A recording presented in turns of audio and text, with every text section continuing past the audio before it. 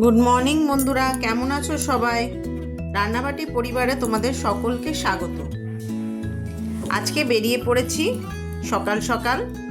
দেখো কত বড় একটা নার্সারি, সুন্দর বেশ ওয়েদারটা। আজকে রোদ আছে কিন্তু খুব একটা বেশি রোদ পড়েনি।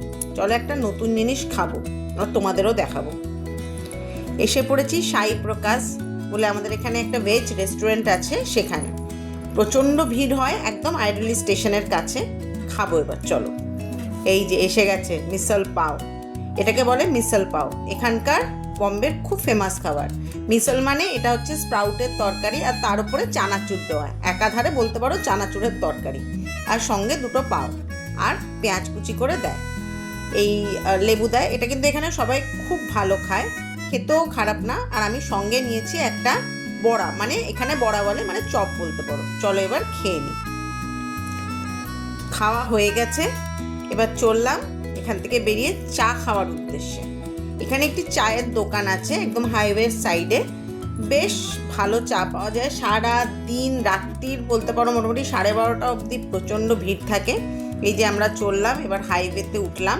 এবার হাইওয়ে ক্রস করে যাব আমরা ওই সাইডে গিয়ে চায়ের দোকান, ওইদিকে দেখো দোকানগুলো, ওইখানে চায়ের দোকান, ওখানে এক কাপ চা খেয়ে তারপরে যাব বাড়ির দিকে। চায়ের দোকানের সামনে পৌঁছে গেছি, ওই যে চায়ের দোকানটি। আর ওইদিকে যেহেতু রোদ, সেই জন্য স্কুটিটাকে এইদিকে দাঁড় করিয়ে এদিকেই বসে আছি। এবার চা খাবো। ওই দেখো দূরে মন্দির দেখা যাচ্ছে, আর এই যে পাশেই হাইওয়ে। এখানে বসে চা খেতে বেশ ভালো লাগে আমার। আমি যখনই এদিক দিয়ে যাই এখানে দাঁড়িয়ে চা খেয়ে তারপরে তারপরে বাড়ি যাব। আর একটা জিনিস তোমাদের দেখাবো বানিয়ে। এসে গেছে চা, একদিকে হচ্ছে লেবু চা আর একদিকে হচ্ছে মশালা চা। আমি লেবু চা খাই না, লেবু চা খেলে আমার টক লাগে, তাই চলো চা খেয়ে এবার বাড়ি পৌঁছে গেছি। আজকে বানাবো মাটন নিয়ে নিয়েছি, দিলাম হলুদ। এবার একে একে সব মশলা দিয়ে দেবো এতে, দিয়ে মাটনটাকে ম্যারিনেট করে রাখবো। আজকে বানাবো মাটন কষা।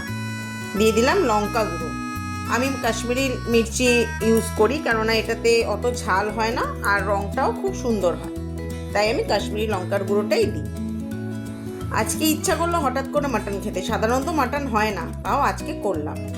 দিয়ে দিলাম 2 চামচ মতন দই দিয়ে মাটনটাকে মেখে রাখলে না মাটনটা বেশ ভালো সেদ্ধ হয়, তাই সাধারণত আমি দই দিয়ে করি। কখনো কখনো টমেটো দিই, আধা টমেটো, বাট আজকে দেবো না। এবার পেস্ট করে রেখেছি পেঁয়াজ, রসুন আর লঙ্কা, সেই পেস্টটাও একটু মাটনের মধ্যে দিয়ে দিলাম, কারণ মাটনে একটু এটা দিয়ে ভালো করে মেখে রাখলে না পুরো মশলাটা মাটনের ভেতরে ঢুকবে। আর বাকিটা ভাজার সময় ভাজবো, ভেজে পুরো মাটনটা ওর মধ্যে দিয়ে দেবো। স্বাদ অনুযায়ী নুন দিলাম, নুন তো স্বাদ অনুযায়ী দিতে হবে। আর দেবো একটু সর্ষের তেল, কাঁচা সর্ষের তেল। আমার দিদাও কাঁচা সর্ষের তেল দিত মাটনে, আমিও দিই, আমারও বেশ ভালো লাগে এটার টেস্টটা। আমার যা রান্না বেশিরভাগটাই যেগুলো মানে সাধারণ রান্না, ঘরের মতন একদম রান্না, সেগুলো আমার দিদার কাছ থেকেই শেখা। আর ইনোভেটিভ রান্নাগুলো মায়ের কাছ থেকে। মাটনটা ভালো করে মাখিয়ে দিলাম, মাখানো হয়ে যাচ্ছে। ভালো করে মাটনটা মাখিয়ে নেবে, যাতে না মাটনের ভেতরে পুরো মশলাগুলো ভালো করে ঢুকে যায়। মাখানো হয়ে গেছে, এবার এটাকে রেখে দেবো ম্যারিনেট করতে। চলো এবার গ্যাসের ওপরে কুকারটা বসিয়ে নিই। গ্যাসে কুকার বসিয়ে নিয়েছি। আমি কিন্তু কুকারেই করব, যদিও কড়াইয়ে কষে আবার কুকারে সেদ্ধ করা যায়, বাট আমি একেবারে কুকারেই করে নেবো। বেশি মাটন তো নয়, অল্পই, তাই কুকারেই হয়ে যাবে। দিয়ে দিলাম সর্ষের তেল ছাড়া তো মাটন অসম্ভব। আমরা বাঙালিরা সর্ষের তেলেই মাছ মাংসগুলো পছন্দ করি, তাই সর্ষের তেল দিয়ে দিলাম। যেহেতু ওখানে সর্ষের তেল দিয়েছিলাম, তাই এখানে অত বেশি দিলাম না, দুটোতে মিলিয়ে হয়ে যাবে। এবার তেলটা গরম হলে এতে একে একে মশলাগুলো দিয়ে দেবো। তেলটা মোটামুটি গরম হয়ে এসছে, এবার এতে একে একে মশলাগুলো সব দিয়ে দেবো। প্রথমেই দিলাম তেজপাতা দিয়ে দিয়েছি।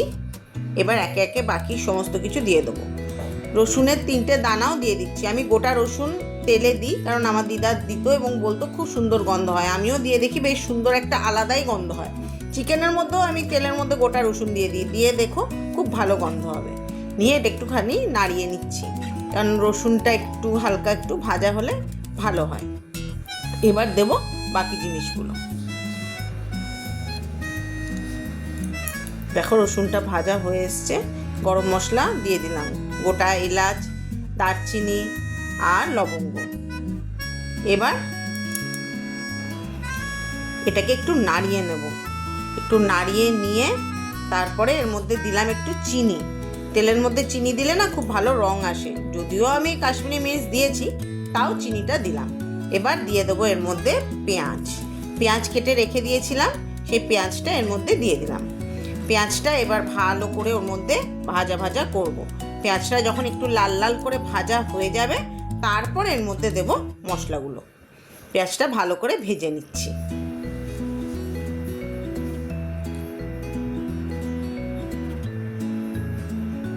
দেখো পেঁয়াজটা ভালো করে ভাজা হয়ে গেছে, লাল লাল হয়ে গেছে। এবার এর মধ্যে মশলা মিশিয়ে দেব। বাকি যে আদা রসুনের যে পেস্টটা বাকি ছিল সেই আদা রসুনের পেস্টটাও ঢেলে দিলাম। এবার এই আদা রসুনের পেস্টটা দিয়ে ভালো করে মশলাটা কষাবো। আরও যা যা আছে সব কিছু এর মধ্যে দিয়ে দেবো। যদিও আমি সব কিছুই মাখিয়ে রেখেছি, এই আদা বাটাও একটু আলাদা করে দিয়ে দিলাম।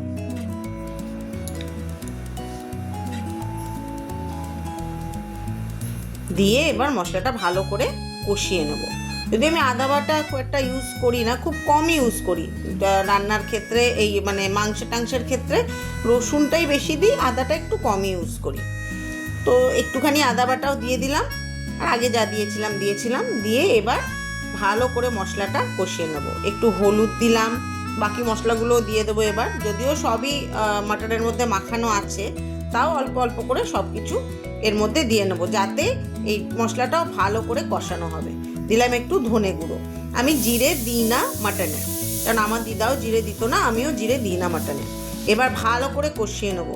এই মশলা কষাবার ওপরেই কিন্তু ডিপেন্ড করছে মাটনের টেস্টটা, কারণ এই মশলাটা কষাতে কষাতে খুব ভালো করে কষিয়ে নিলে তাহলে মাটনের টেস্টটা আসে। এটা দিলাম আর একটু কাশ্মীরি লঙ্কার গুঁড়ো। এবার রঙটাও দেখবে কি সুন্দর আসবে। আর ভালো করে কষিয়ে নিলে যখন তেল ছাড়বে তবে গিয়ে মাটনের টেস্ট আসবে। ভালো করে কষানো চলছে, একটু কষিয়ে তার মধ্যেতে মটন দিয়ে দেবো। দেখো মোটামুটি মশলাটা না কষে গেছে, দেখো লাল হয়ে আছে, একদম তেল ছাড়ছে মশলা থেকে। এবার এর মধ্যে মাটনটা মেলাবো। মাটনটা নিয়ে নিয়েছি, মাটনটাও একটু ভালো করে ম্যারিনেট হয়ে গেছে কিছুক্ষণে। এবার মাটনটা ভালো করে ওর মধ্যে মিলিয়ে নিচ্ছি। মাটনটা ভালো করে মিলিয়ে মাটনটা দিয়ে এবার কষা শুরু করব।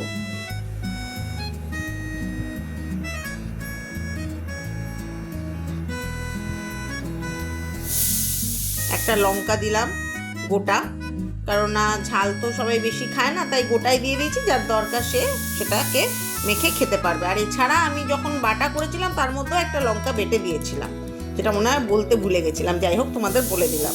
এবার ভালো করে হালকা করে ঢাকা লাগিয়ে লাগিয়ে এটাকে কষবো বেশ কিছুক্ষণ ধরে। কষার পরে তারপরে এটার উপরে জল দেবো। দুটো আলুও দিয়ে দিলাম, একটা আলুকে দু টুকরো করে রেখেছিলাম, সে আলুটাও দিয়ে দিলাম, কারণ আলুটাও এর মধ্যে কষলে আলুর মধ্যেও সব ভালো করে ঢুকবে মশলাগুলো। দেখো মশলা দিয়ে ভালো করে কষা কিন্তু হয়ে গেছে, তেল ছাড়ছে, পুরো তেল ছাড়ছে। আর এই দিকে বসে আছে মাটনের গন্ধে আমার টাফি। আমি যতক্ষণ রান্না করি সেই বসে থাকে। দেখো কি সুন্দর মাটনের রঙটা এসছে, দেখো পুরো তেল ছেড়ে গেছে, দেখো খুন্তিটা দেখা যাচ্ছে, তার মধ্যে পুরো তেল লেগে আছে। এবার এতে জল দিয়ে এটা সিটি মারতে দেবো। চলো এবার এর মধ্যে জল দিয়ে দিই, পুরো ভালো করে তেল ছেড়ে গেছে। জল দিয়ে দিলাম, এক বাটি জল দিলাম। পুরোটা ভালো করে ডুববে কিনা সেটা দেখে তারপরে আবার দেবো, নাহলে না নিচে লেগে যায়, কারণ অনেকগুলো সিটি দিতে হয় তো মাটনে, তখন খুব অসুবিধা হয়, নিচে লেগে গেলে খুব মানে এত কষ্ট করে বানানো জিনিস খুব মুশকিল হয়ে যায়। আরও এক বাটি জল দিয়ে দিলাম, দিয়ে এবার এটাকে বন্ধ করে এটাকে এবার সিটি মারতে দেব। ভালো করে মিলিয়ে নিচ্ছি, মিলিয়ে নিয়ে এবার মাটনটাকে ঢাকনা দিয়ে বন্ধ করে সিটি মারতে দেবো। আর একটু গরম মশলা আমি একেবারে দিয়েই নিচ্ছি, দিয়ে তারপরেই সিটিটা মারাবো। গরম মশলা গুঁড়ো দিয়ে নিচ্ছি। গরম মশলা আমার ঘরে বানানো, আমি বাইরের যে কেনা গরম মশলা আমি ইউজ করি না, আসলে আমার ভালো লাগে না গন্ধটা, তাই আমি এলাচ, দারচিনি, লবঙ্গ সব, গোলমরিচ সব দিয়ে ঘরেই পিষে নিই। এবার মাটনটাকে সিটি মারতে রেখে দিচ্ছি। এখানকার মাটনে মানে এখানে মাটনে না আমি দেখেছি মোটামুটিভাবে 8খানা 9খানা সিটি মারতেই হয়, সিটি মেরে তারপর বন্ধ করে রেখে দেবো। চলো, হয়ে গেছে সিটি, বন্ধ করে অনেকক্ষণ রেখেও দিয়েছিলাম। এবার আস্তে আস্তে কুকারটাকে খুলে দেখবো যে কি অবস্থা ভেতরে। চলো কুকারটাকে খুলি। দেখো খুললাম, ভেতরে দেখো এখনো পুরো ফুটছে, ভেতরে এখনো ফুটছে, জল অনেকটাই কমে গেছে। আমি তো একদম ঝোল ঝোল বানাবো বলে ভাবিনি, ওই একটুখানি হালকা গ্রেভি রাখবো। এবার হয়ে গেছে মাটন, এবার এটাকে বার করে তোমাদের দেখাচ্ছি। মাটন বেরিয়ে গেছে, দেখো প্লেটের একটা বাটির মধ্যে মাটন নিয়ে নিয়েছি। সুন্দরভাবে মাটনটা তৈরি হয়ে গেছে, এখনো ধোঁ বেরোচ্ছে আর একেবারে নরম হয়ে গেছে মাটন। এবার খাবার নেব, খাবার নিয়ে তোমাদের সঙ্গে কথা বলছি। খুব জোর খিদে পেয়ে গেছে কিন্তু, চলো খাবার নেওয়া যাক। খাবার নিয়ে বসে পড়েছি, জম্পেশ করে গুছিয়ে আজকে দুপুরের খাবার নিয়েছি।